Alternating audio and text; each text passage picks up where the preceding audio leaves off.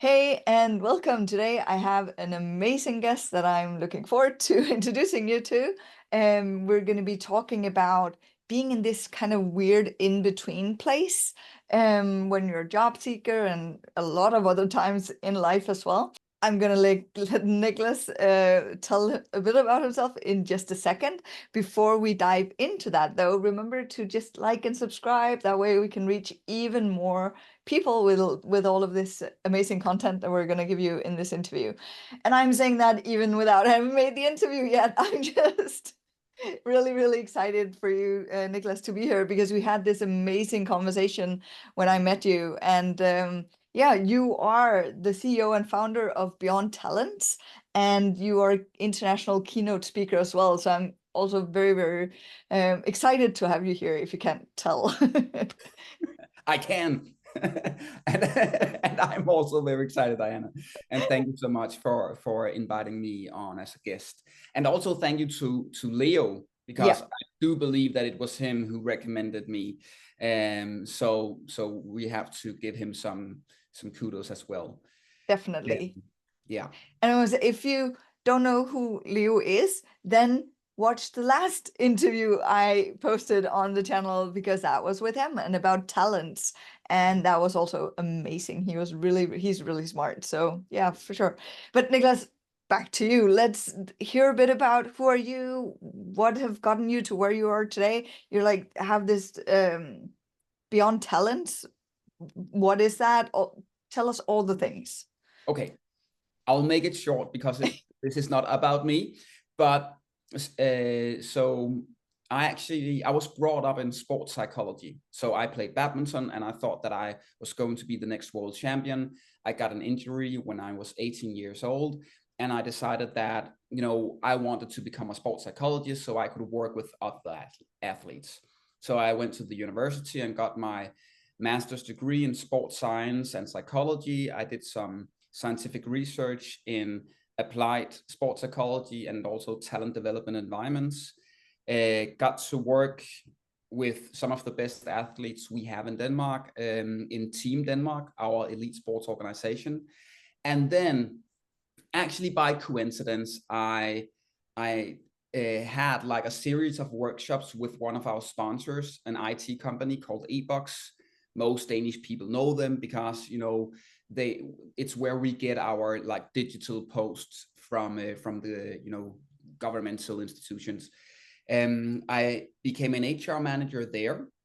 So transitioned from elite sports and performance psychology and athletes to the world of corporate, tech, and knowledge workers.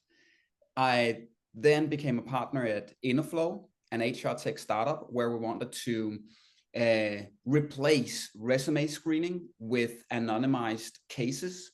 So you would be selected in the early stages of a recruitment based on your competencies and abilities, not all the biased factors that a resume contains. And for the past,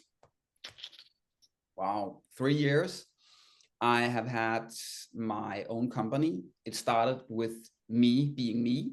Then I got one part-time student assistant, then 3 part-time student assistants, and now we are 5 full-time employees. And we do in Beyond Talents, we do we do recruitment. For all types of industries, roles, professions. We are actually one of those companies or agencies that have chosen not to specialize. Or I would say, so we specialize in recruitment, but just not in a specific profession, finance recruitment or recruitment within only tech or something. And then besides doing that, I do a lot of speaking myself. I have about 60 to 80 like keynotes or presentations every year that I do, both in Denmark and yeah, all across the world. Amazing. That's, yeah, wow. I love the fact that you're like, we specialize in recruitment, but we're not specialized in any specific field. I had someone ask me the other day, it's like, oh, so in which field do you actually help job seekers? I was like, well, I don't, I care, but I don't really care because it's more about like knowing the strategies and how to do it, and then that can be applied to most industries. And of course, there's something where there's a thing, but then we kind of work based on that, right? So I think that's important that the specialization is in the recruitment itself. It's not like a lot of the recruitment agencies does also a lot of other things, right? Yeah. And also, yes, we, it's an advantage and a disadvantage sometimes. Just going into, the bias of recruitment, when internationals, they want to get employed by someone, they are often asked, well, do you have experience doing the exact same thing in a similar context? Because we have this bias that prior experience is a one-to-one with, you will do well in other contexts. So of course we also get asked, have you recruited similar roles in similar industries? It can help sometimes, and sometimes we actually are brought in after some of the niche agencies have been on the task, because they have their talent pool, they have their platforms where they search, where we need to be very curious, we need to be very open-minded, and we can't really have any assumptions that we already know where to look and who to find. Yeah. That's interesting, because then if you can't answer this or you don't know, let me know, but it just gets me thinking, like, okay, so how do I if I want to go into a field, right, and say I don't have the experience, but I'm thinking, ooh, this is so interesting, I really want to do that.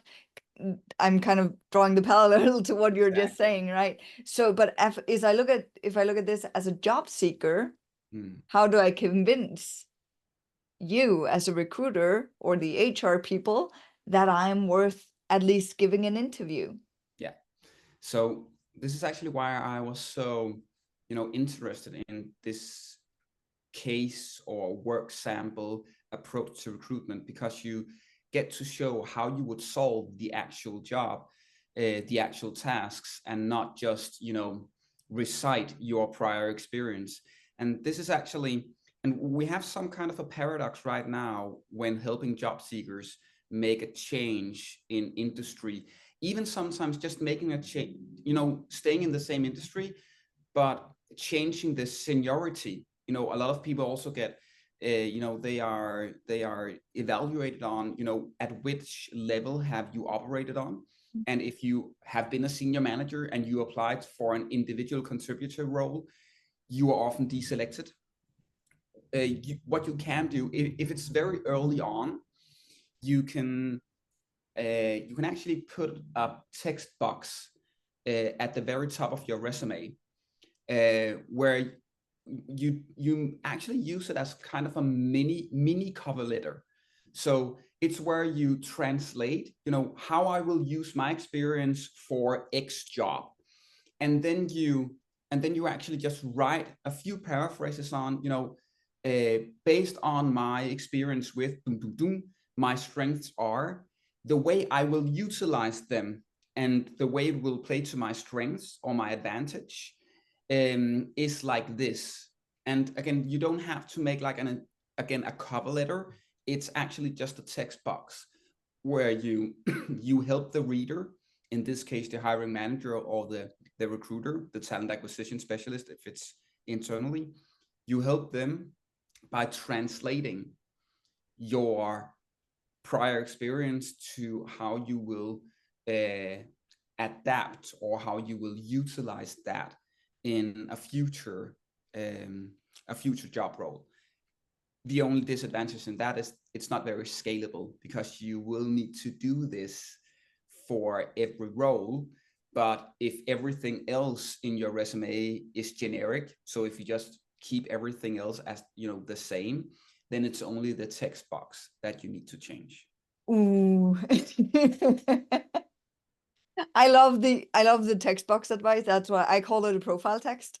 I very much say, like, yes, profile text, it needs to be specific. It needs to be like done to each and every single company. I do, however, say that so should the rest of the CV. I do agree, Diana. And Diana, seriously, I do agree. It's only, it's just to speak to the reality of some of the listeners might, they might have been through like a couple of hundreds applications, and But they're worn down, and now yeah. they're trying to see, how can I minimize effort and still have, as high of a chance to get through the initial screening phase. Yeah. Okay, so based on, I was just a recruitment question before I really want to get into this liminal or this in between kind of discussion. But before I do that, I was like, what's the best way to get the attention of a recruiter? Like, I hear this question a lot. It's like, how do I figure out which recruiters to speak to, and how do I get their attention? How do I kind of get into their CV bank? Yeah. So I would differ between recruiters and actual hiring managers, because recruiters are in 90% of the cases reactive. So we always have, because that's what we do, no matter if we are external or if we are internal, we always have processes that are going on right now, and they are occupying us. So it's very rare for us, if we are approached by someone unsolicited, that we can convert that dialogue or conversation to an actual placement, like, within days or weeks. So I know it's very like, it's very low key, or maybe even like common sense, but right now, especially in Denmark, LinkedIn, if you do not have a hyper optimized LinkedIn profile, it will be very difficult to actually get attention from recruiters, because again, we get a job opening, we need to fill that, we have our profile clarification, we go in, we do our search, and then our job begins. So that is actually, if we can't find you, or if we can't find you through the right search filters or keywords or Boolean search, we won't contact you. So that's one thing. If you then apply, so you actually go in, there is a job, you apply for it. Again, it's really important that your LinkedIn profile is what is optimized. If you have a very, a fantastic resume, but your LinkedIn profile is not optimized, just updated, and is somewhat similar to your very cool resume, then again, based on the few seconds that a recruiter spends on each profile, especially on each inbound applicant, again, you are minimizing your chances of going through that initial screening.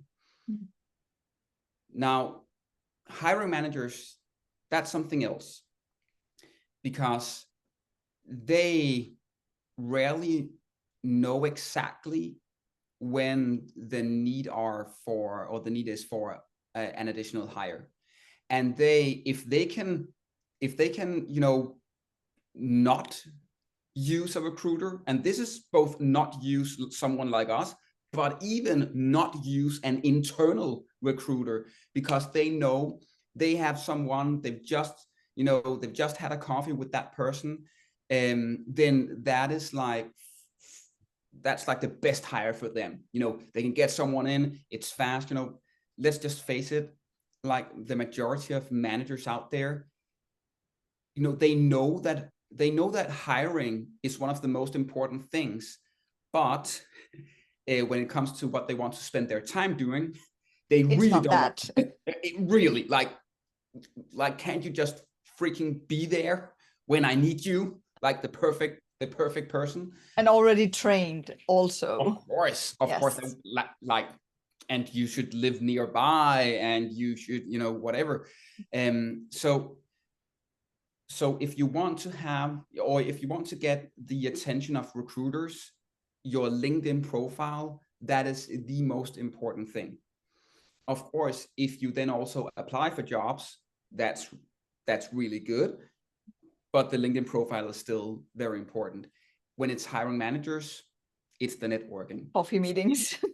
It is drinking all the coffee, you know, inviting yourself to a chat about their industry or about, that is network based. Yeah. And that's a different game. So when you're talking about LinkedIn, so two questions here. One is you're talking about having it optimized. Would you have contact details on your Yes. LinkedIn profile, email, phone number, all of these things? And the other question, I'm gonna, while I remember it, is would you then reach out to all of the recruiters, everyone you can see is like, this is recruiter, I'm gonna reach out, send my CV to that person on LinkedIn and kind of introduce myself? Or how would you approach that? So I do say that I always recommend people that they do. I myself have maybe 3 or 4 conversations each week, and also with people that I know that I won't be able to place, or I won't have any job opening for them like in the near future. But in all honesty, I also know my colleagues in the industry, and I also hear that in 9 out of 10 times when you reach out and you get the answer that we don't have anything right now, please upload your resume to our database. And then that's it. And again, it's not because they are lazy or they're stupid or they don't want to help. Again, it's just the everyday life of an external recruiter is you are constantly churning through the processes that you have on your plate. And to be very cynical, even, I actually had like a C-suite director say this to me. He was like, I actually understand why so many agencies, they don't spend that much time on the candidates, because the candidate will never ever pay an invoice. Our customers, it's the companies. So we need first and foremost to ensure that the people that pay our invoices, that we have catered to them. But that still but it still means that, and why I have my conversations, we can still be, decent human beings. So if candidates reach out to us and if they want, just some good advice, some help, something, or even just, reach out and say, you know what, I just want you to know me a bit better. Can you prioritize, a conversation? Then we should still be able to find time to do that. Yeah. Okay. That's good advice. Also, I'm just to make the first question. So in terms of the contact information, yes, put everything into the LinkedIn Yes. profile. Okay. Yeah. Super And good. also just say this, as a person out there looking for a job, no matter if you are in one and you want a new one, think of LinkedIn as Google. So when we find people, it's like doing a Google search. We have specific, we use what we call Boolean search. That is the exact same way of operating. The algorithm or the infrastructure operates the same way on LinkedIn as it does on Google. So if I want to find an IT project manager who has experience with agile, project development frameworks, I put those words into, my search.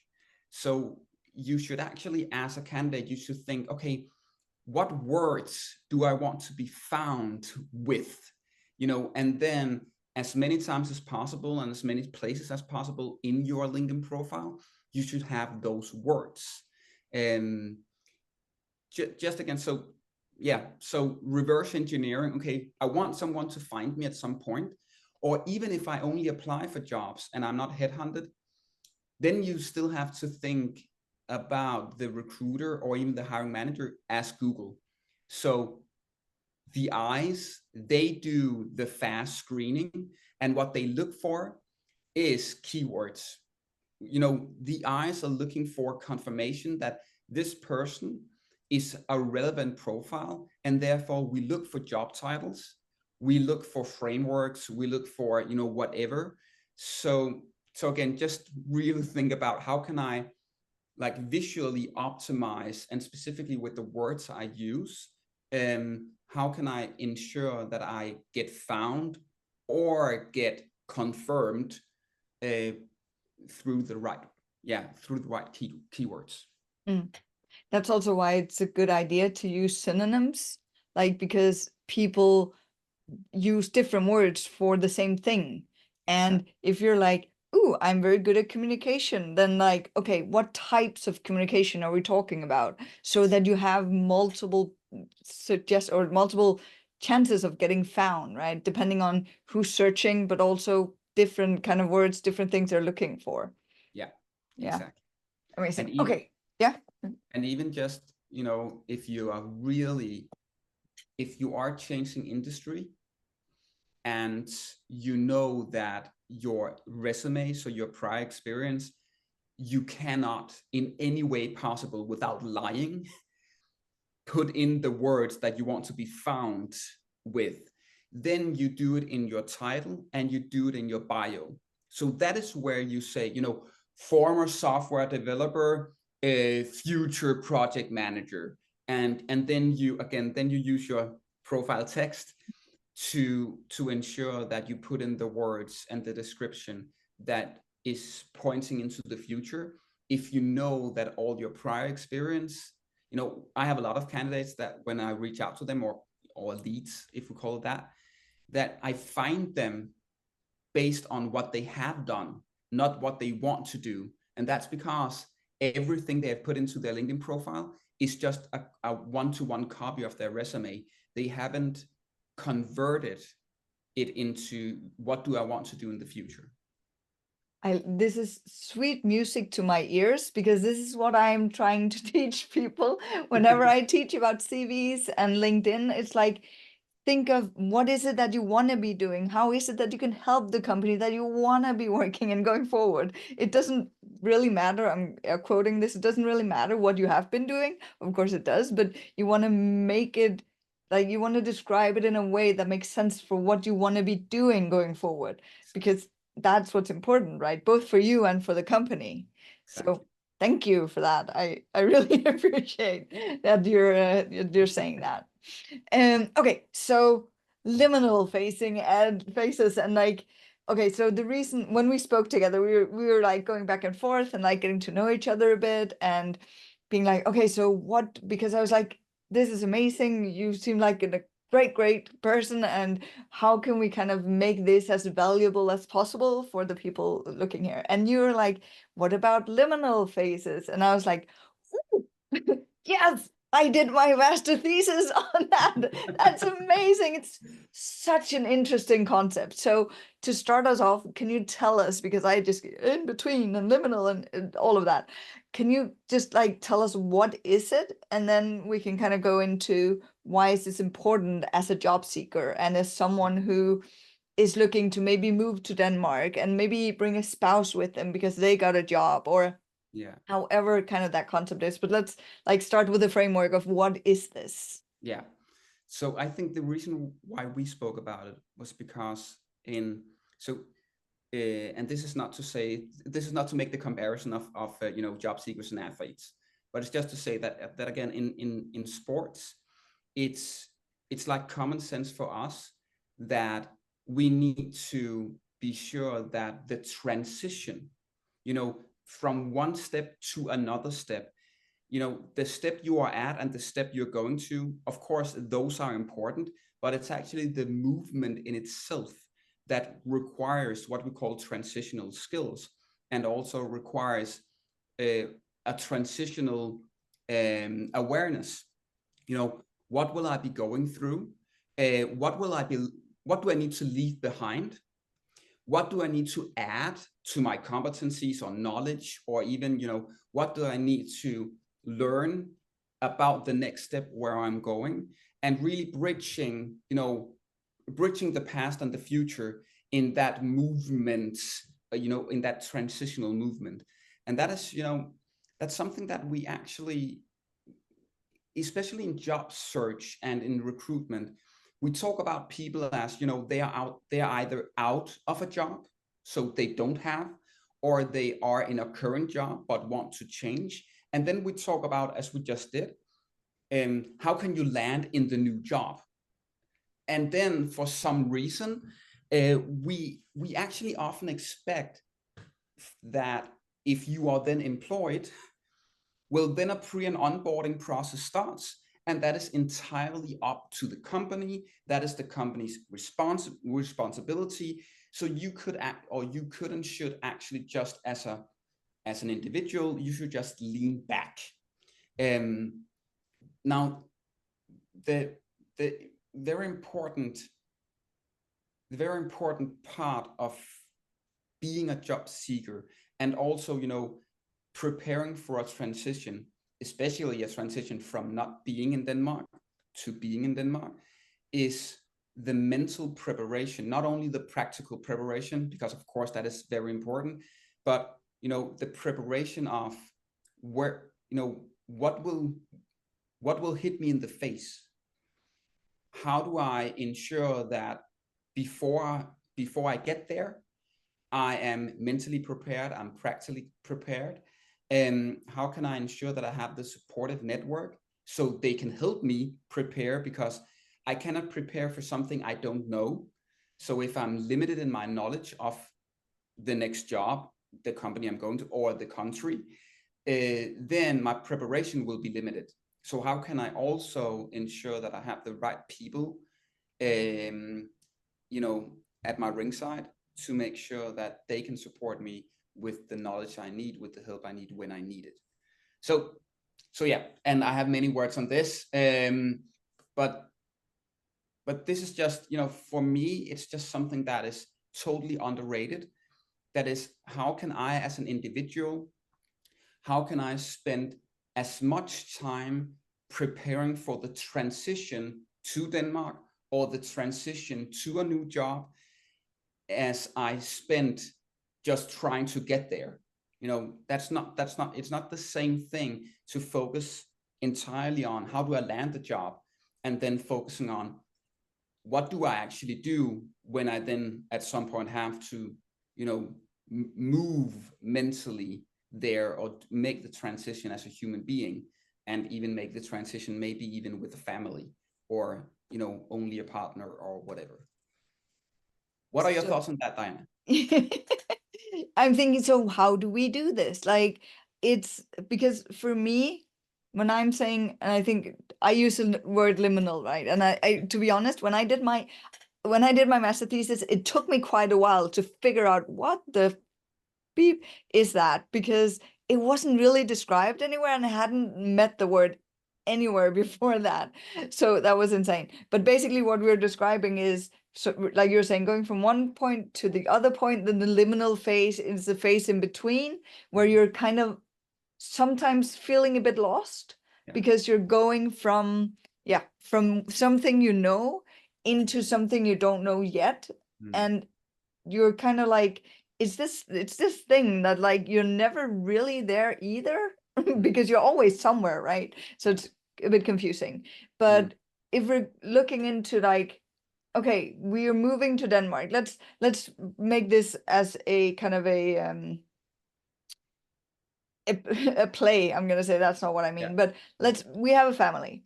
Let's say that the wife has gotten a job with an international company in Denmark. It's amazing. They are moving their family of 4, 2 smaller kids, and then the husband as well.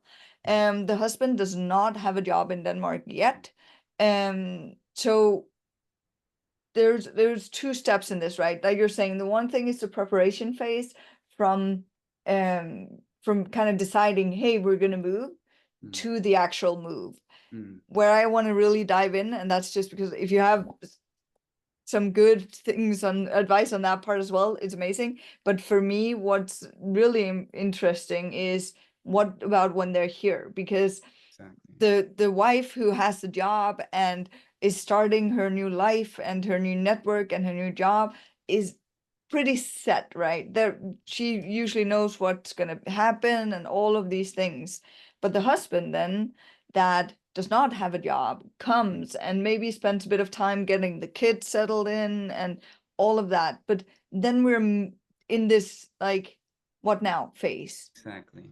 So how do we get the best result there? Because the thing is, what I see and what I've experienced myself as well is that the biggest stressor and the biggest problem with being unemployed, or also actually just being employed but looking for a new job because you're not happy where you are, is that you don't have an end date. You don't know when this frustrating often period of your life is going to end, and that Exactly. can be really, really stressful. Exactly. So what are the strategies to kind of deal with these kind of things? Mm. Not a very broad question. No, but if we zoom in on, your very specific scenario, so we have an international family of four. One has gotten a job in Denmark, and the partner has not got a job yet. And I often compare that period with a pregnancy. So because you have now gotten the confirmation, you're pregnant, and there will be an amount of time, often the amount of time it takes for pregnancy to go through, right? And then there is a baby. Now, it's actually, for me, it's always interesting. Me and my wife, we did the same thing. We actually spoke very little about, what will happen when the baby gets here. And the funny thing is that it's actually a liminal period. It's such a specific liminal period from the moment that you get a confirmation that you are pregnant until the baby arrives. And it's actually the same here. One of the strategies is what we call scenario dialogue. So the entire family, not only husband and wife or mother and father or the two partners or spouses, the entire family should actually have multiple conversations about what can happen when we get there, from the very best scenario, like, well, we get the right school at the right time, we get housing, like perfect housing, the spouse does all, or partner is also employed at a perfect company right around the corner, everything is perfect, like 10 out of 10. And then all scenarios until it's 1 out of 10, we struggle with freaking everything, nothing works out. It's not even a fantastic job for the wife, it's maybe mediocre or maybe even bad. And then going through multiple conversations about, okay, what can happen, what are the different scenarios, and what will we do if it happens.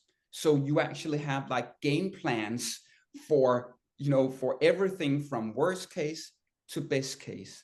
Of course, there is like the very practical advantage of then having a game plan, so you don't have to make it up when you get there.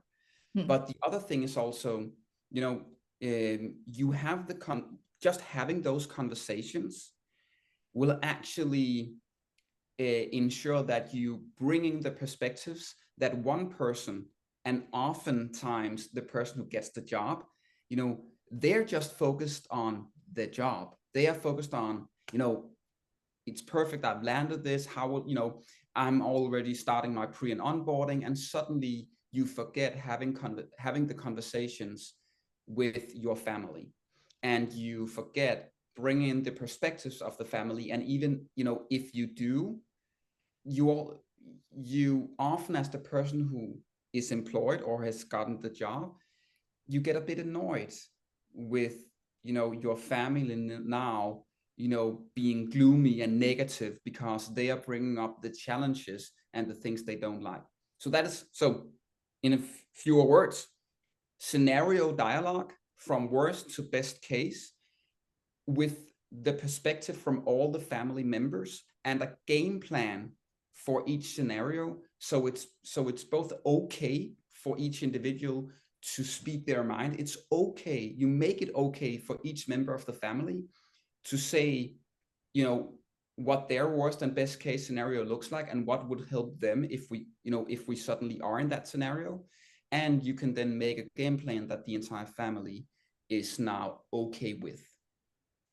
I think that sounds amazing, actually. And part of that game plan could be contacting me and have that spouse without a job into my 12-week program and learn about how to search for jobs in Denmark and how to learn about the Danish culture and all of these amazing things, of course.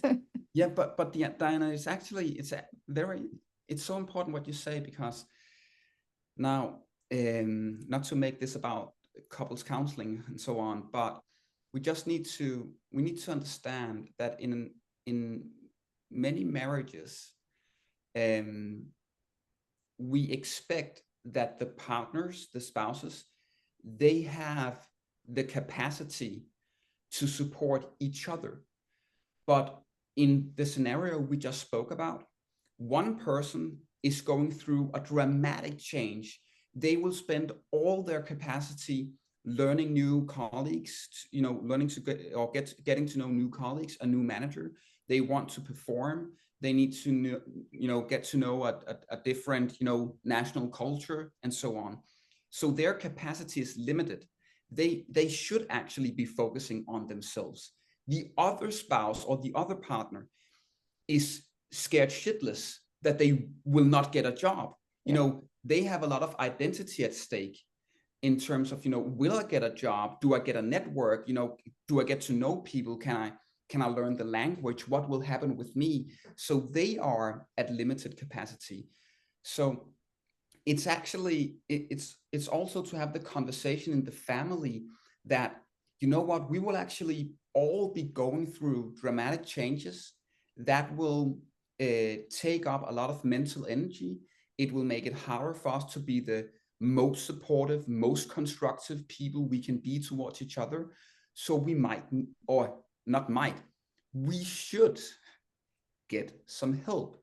And it doesn't matter if it's just practical help, if it's coaching in terms of, you know, it's just acknowledging the fact that the family should not be self-dependent and, you know, should have the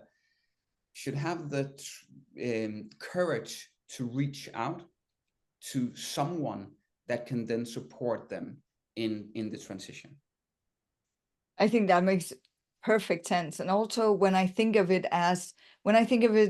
from the view of the company who is hiring and getting someone to move to Denmark and being like, hey, we are actually investing a lot of money on relocating you to Denmark because we are expecting that you're going to be here for a while in this job, right? And for them, like having that conversation with the workplace or the future workplace as well, because it's I think it's, was it 58? That sounds really high. I'm not sure of the number. I'll see if I can find it. Percent of internationals go home within a year because their spouse is not finding that job, is not like feeling like they can be here because they're not feeling welcome or they're not feeling supported. And it's so important because it takes about maybe 10 to 12 months on average to get a job when you're here as an accompanying spouse. And a lot of people are, in my experience, very surprised about that. It's like, it was so easy for me to get a job back home. I'm very highly regarded back home in terms of my experience and in terms of my, like, my network and everything. And here I am struggling. I can't even get like the lowest job that I would ever go for. And it's like, it's about getting to knowing the procedure in Denmark, getting to know how we do things here, because we're weird, we do things differently. It's just how it is, right? But I think it's an important discussion to have. That one is probably going to take longer than you think, to be honest. So it's a good thing to actually prepare in advance, getting to know all of this stuff in advance. Two, having that maybe also open discussion with your future workplace that you are going to be bringing your family, and if there's any option for support for your Exactly. family when you're doing this, because it's a huge transition for the entire family, right? Exactly. Exactly. And even, getting a head start. So again, using that period from pregnancy to birth, from, we From now getting the know job offer to exactly, moving, just to exactly. make it getting relatable. getting getting the head start where, you and I, we both have conversations once in a while also with these internationals, and it often frightens me how long some internationals have been living in Denmark without networking. So getting the head start is actually also just diving into, are there any Facebook groups? Are there any local, communities? One of the easiest ways to start is by looking up if there are other people from similar nationalities or the same nationalities in the city, or whatever, just because those people, they know how it is to move from this country to Denmark.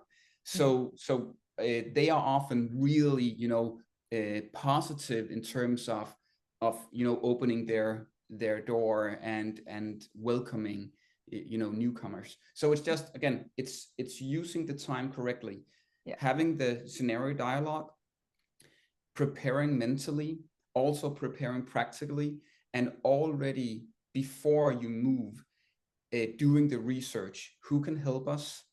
Who is there that can, open some doors? Are there any established networks already? And this is where, again, when I talk about transitional skills, these are transitional skills. So researching, planning, dialogue, you know, those are transitional skills. It's skills you need if you want to make, moving from A to B as smooth as possible, especially because you don't know, as you said, for a lot of these people, they don't know how far along B is. It Mm. can take years before B happens if it's a spouse who moves together with his wife or her husband to Denmark, right? And even Danes, like when I graduated, it took me 2 years to find a job, right? Different economy, all of that. Mm. But it's just to say that it's not necessarily only internationals that has a hard time finding a job. Danes can have that as well. Yeah, I yeah, do want to touch upon one thing because I totally agree with you. Finding people you have something in common with, to kind of reach out to and start talking to. I think I would be very careful with Facebook groups. There's a lot of amazing Facebook groups, yeah. but what I've experienced, there are some where there's just a negative. Like whenever you write Mm. something, you're gonna get all of the negative things. Yes. So my strategy for that instead would actually be go to LinkedIn, Ah, because yeah, yeah, everyone needs to have a LinkedIn profile yeah. if they're Exactly, looking for jobs in Denmark. Well, in exactly. if they are networking in Denmark, which you should be, right? Mhm. Then you need a LinkedIn profile. Yeah, So go to LinkedIn and look up people who studied at the same school as you have, who exactly. comes from the same area as you do, who has the same kind of interest or have been working in something you find really interesting, and who are based in Denmark, Yeah. Copenhagen, Aarhus, Aalborg, Odense, wherever it is you want to be based, Mm. and then start reaching out to them Yeah. and just with a messaging, hey, I hope you are doing good. I'm moving to Denmark and I can see we have this in common. I'm curious about your like um journey getting here and getting to where you are today. Most people are really open and really want to share, Mm. especially if we have something in common. Yeah, exactly. So Exactly. yeah. And what actually comes to mind, Diana, is that, we talk about the transition as from job offer to day one. Um, and you can spend that time preparing for what happens after day one.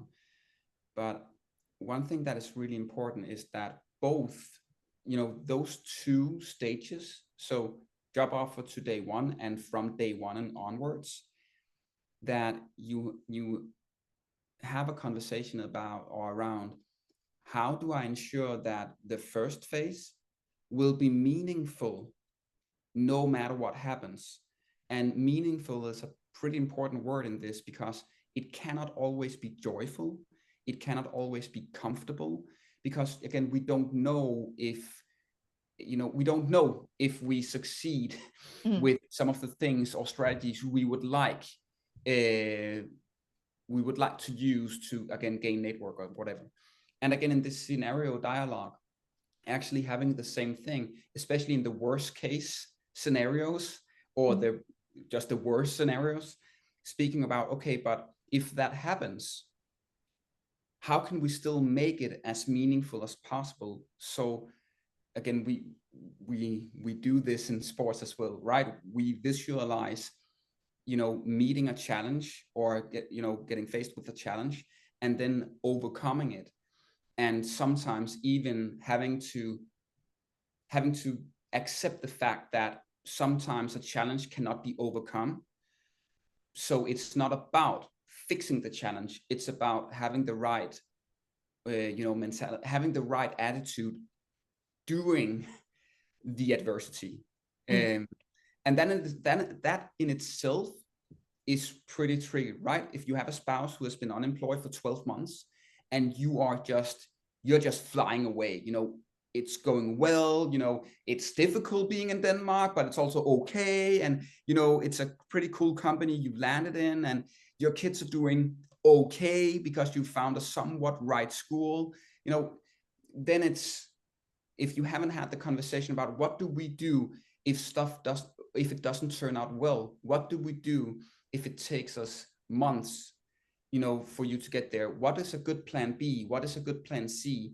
And also having what we call like a back door, having had an honest conversation both with yourself and also with your families about, when do we draw the line? So I've just been employed by Novo Nordisk. I'm being relocated. It's my dream job. It's my dream company. But, what could make us go, what? It We're wasn't. done. Yeah.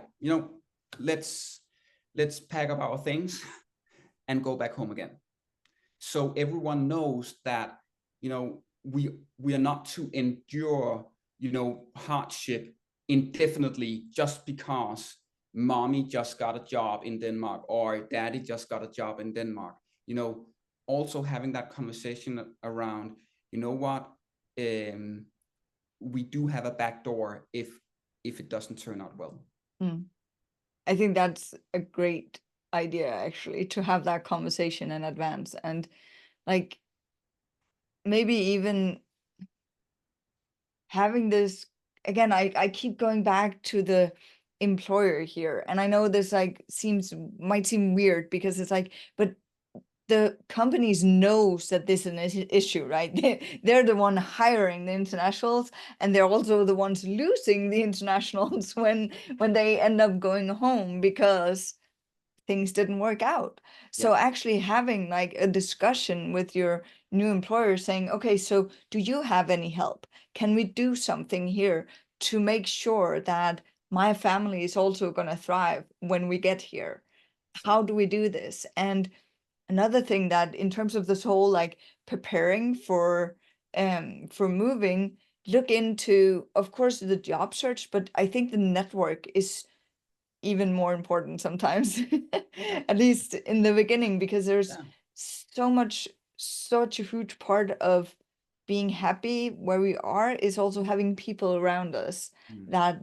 that we're thriving with and happy with. So another thing could be looking into what kind of volunteering opportunities are there, because that's an amazing way to expand your network. Exactly.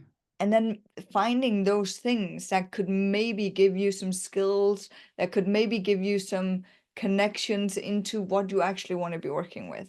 Yeah. I think that's a very, very good idea to have that as part of that conversation. Yeah, and especially, now we talk a lot about LinkedIn, you and I, because again, in Denmark, it's a huge thing.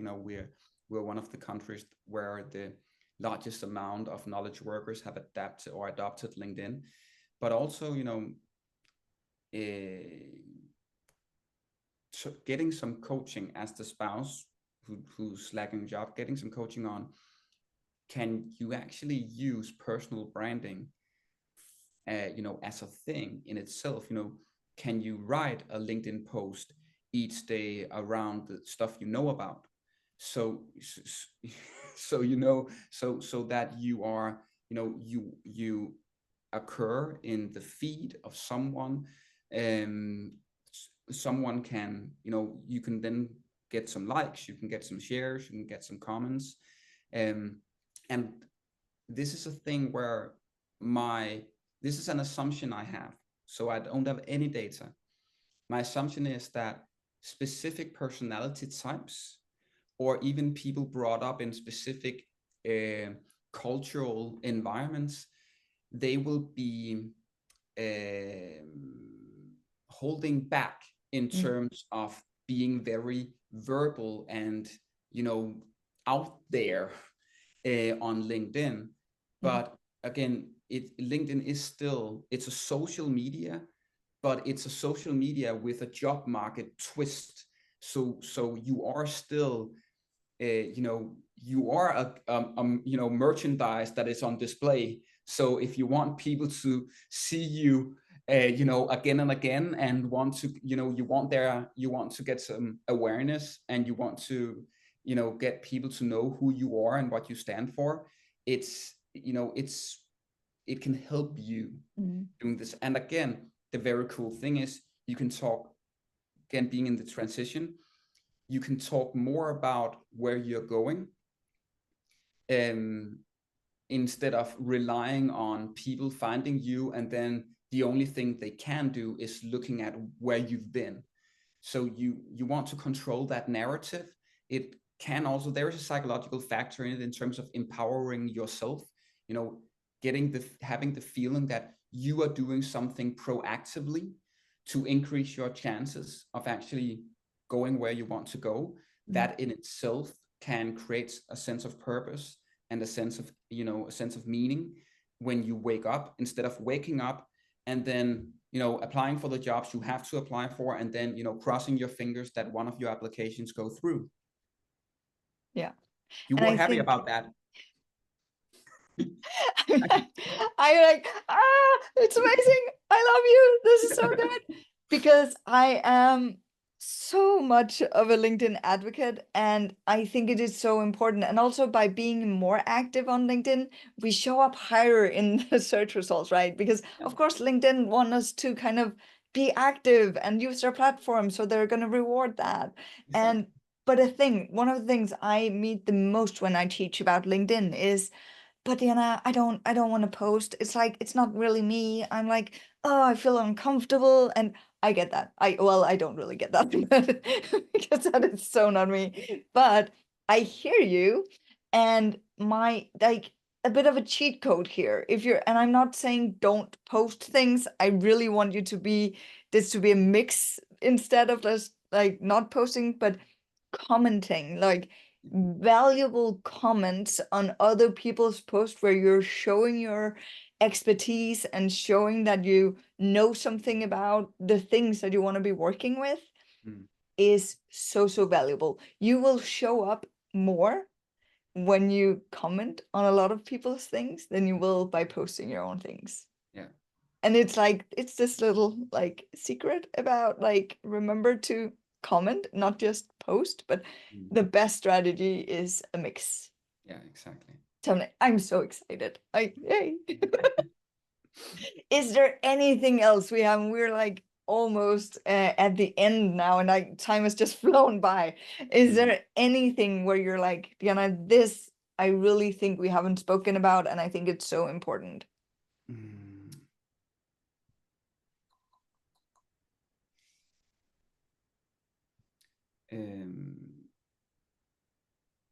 Yeah, so I know, again, it's very, like, a very practical thing, but one thing that often occurs in these transitions is that because you are not anywhere, you are between A and B, you are not being helped by the world in terms of having a structure. So the moment you are in a job, you know that you have to attend a meet, you have a start and an end of a work day. Now as a job seeker, a lot of people, in that transition, they can actually help themselves by mimicking having an actual work day. Because if you go from, an everyday rhythm where you wake up late, you spend the nights, doing stuff. So really helping yourself by actually creating some of the same structure and some of the same circadian rhythm as you would when you get a job. It increases your efficiency, but also, again, it helps you prepare for what is coming.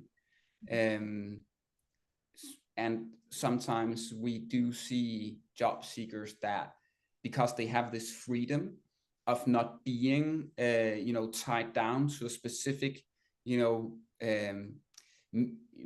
time, Schedule. schedule, they lose a lot of time they could be spending networking, they could be spending posting or commenting, they could be spending doing something, because we lose a lot of time. Time goes by so fast. Suddenly you spend 1 hour scrolling, and then you spend 1 hour doing the dishes, and then you spend 1 hour watching your favorite Netflix series, and suddenly that was 3 hours that just poof, it just went by. I think that also, I think you're totally right. First of all, I think this is so important also for the stress factor of this, like saying I'm job seeking from 9 to 3 every day, because you need to be able to turn it off. Exactly. And that's also, like, for example, when you, let's say, back to the family with the 2 kids here, saying it might be easier for the person with the job here saying, oh, but you don't have a job, so can you just do this and this and this?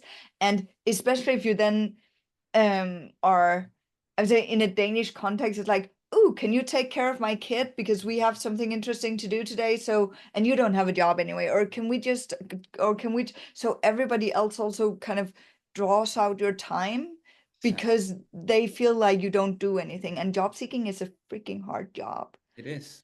So I think that is brilliant advice. Thank you for that, because it is so important to set those boundaries, both time-wise, but also relational, in terms of, yes, I might not have a job right now, but I do have a job, which is looking for a job. Because the faster and the more serious I take that, or the more serious I take that, the faster I will actually have a job and contribute economically, and also being like usually also feeling better about myself, and all of that family dynamic becoming better again. Exactly. Yes. I love this. Nicklas, this has been an absolute joy. And I love that you've just confirmed and confirmed and confirmed everything I always say. That's pretty lucky, right? That I didn't spend an hour just going just debunking everything. No, I appreciate this a lot. Is there any like best advice in terms of, either if you're not here yet or if you are here as a job seeker, what would be your very best advice? So if you are not in Denmark yet, I would reach out. Now it's easy for me to recommend you, Diana, but and I will do that. But seriously, ensuring that you start the dialogue with someone with knowledge about, again, Danish culture, Danish law, housing, geographics, all of that. Start that dialogue way before you move here, as early on as possible, so you get that, peace of mind. You know that you are prepared. If you are already here, I would really recommend that you, again, if you have to take one thing with you, LinkedIn. Now, LinkedIn for everything. LinkedIn for networking, LinkedIn for commenting, LinkedIn for your own profile, really, deep diving into making your LinkedIn profile world class. because again, in Denmark, no matter if we want it or not, a lot of the job market has moved into LinkedIn. You know, it's like, yeah, it has taken over as where a lot of the interactions happen. So yeah, make LinkedIn your number one priority. Yeah. So two things on that. I will have a LinkedIn course, online LinkedIn course coming up in the fall. If you want to kind of sign up for my newsletter, and then you'll get notified if that's of interest. The other thing is, even if I'm not the person, like I know people who can help you with the housing. I know people who can help you with, like, if you have kids that you want to integrate. I don't have kids. I don't know a lot about integrating kids, but I do have the contacts for that. So reach out and ask me if you have any questions about that. Nicklas, where can people find you if they would love to get in contact with you? On LinkedIn. Isn't that perfect? Surprise! Yeah. So they can find me on LinkedIn. We also have a website that's very, I have a website for my speaking. We have a website for our recruitment agency. But if you want to connect with me personally, it's LinkedIn. And if you have the opportunity, I know LinkedIn is sometimes kind of playing around with this. If you have the opportunity to write a note when you connect, write and let Nicklas know that you've heard about him through this interview. And if you don't have, then in the first message you write him, then you say, hey, exactly. I saw you in this interview. That would be amazing. So thank you so much for watching or listening to this. It's been an absolute pleasure. And we're going to make some new content for you soon on this channel. So stay tuned.